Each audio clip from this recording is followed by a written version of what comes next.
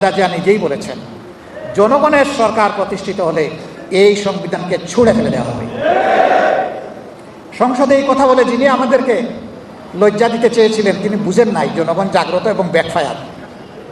তিনি নিজেও কিন্তু এই কথাটা বলেছেন, আমরা তো বলিনি।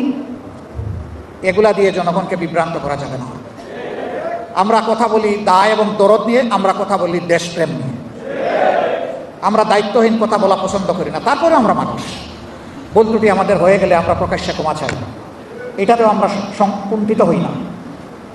সম্মানিত বন্ধুগণ, আমি মহান আল্লাহর দরবারে তৌফিক চাই, ন্যায্যতার ভিত্তিতে, ন্যায়ের উপর, সত্যের উপর, ইমানের উপর, দেশপ্রেমের উপর, জনগণের অধিকার আদায়ের রাস্তার উপর আল্লাহ যেন আমাদেরকে অটল থাকার তৌফিক দান করেন। আমরা আগেও অন্যায়ের সাথে কোনো কম্প্রোমাইজ করি নাই, এখনও কোনো অন্যায়ের সাথে কম্প্রোমাইজ করব না। সরকার যদি ভালো কাজের উদ্যোগ নেয় সমর্থন দিব, সহযোগিতা করব।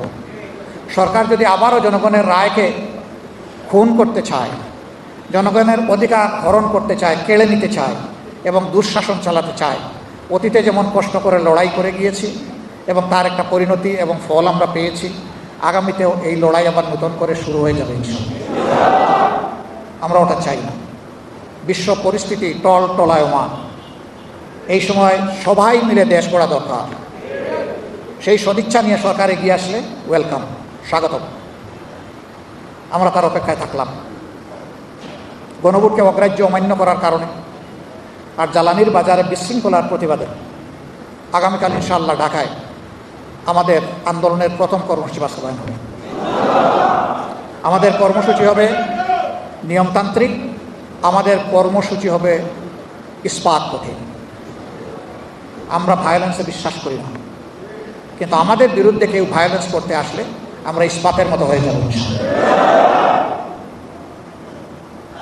দেশবাসীকে আমরা আহ্বান জানাবো, যতদিন আপনারা দেখবেন যে আপনাদের জন্য, আপনাদের অধিকারের জন্য আমরা লড়াই করছি, আমাদের জন্য দোয়া করবেন, আমাদেরকে ভালোবাসবেন, আমাদেরকে সমর্থন দিবেন।